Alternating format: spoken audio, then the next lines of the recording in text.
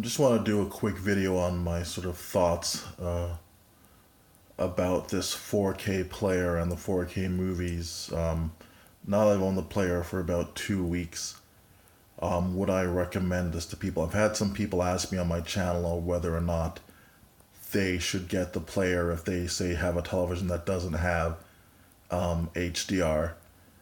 And my answer is yeah. Now, first things first, I should mention this is my second player since I got the first one. I was having some issues with the first one, sort of stuttering with certain scenes or freezing.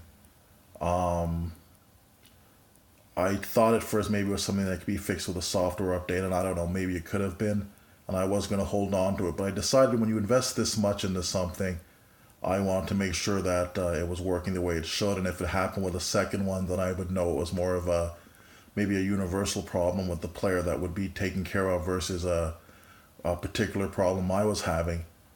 Since I returned it and picked this one up, I haven't had a single issue with it. So I would say if you're having any issues whatsoever with your player, return it while you still have that window and get another one.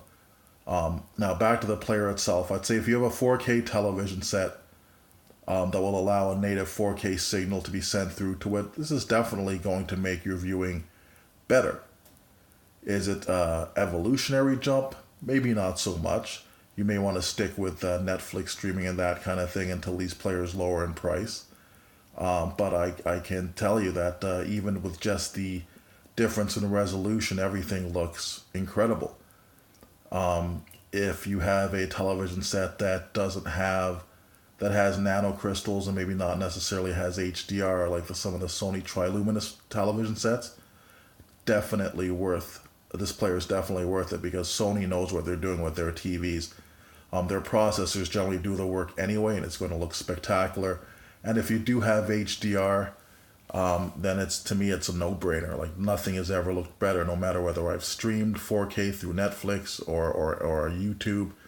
It doesn't compare. I mean, when I look at something like this, for instance, I'll just give you a really very brief look at it. I mean, you look at the colors. I mean, it's spectacular, kind of the stuff that you're looking at. And so, yeah, I definitely think it's worth the investment. I'm very, very happy with what I'm seeing from the television so far. And I'm going to continue buying 4K movies from here on out. In fact, I've sort of canceled a number of my Blu-ray pre-orders that I had. I'm going to wait for the 4K versions to be released. So for anybody who's asked me the question, I hope that answers it for you. If you've just purchased a television set, for instance, and you had the opportunity to take it back for something with HDR, I would do so, just because it gives you a little bit of future-proofing, and it is very impressive. So yeah, have a great day, guys, and enjoy your watching.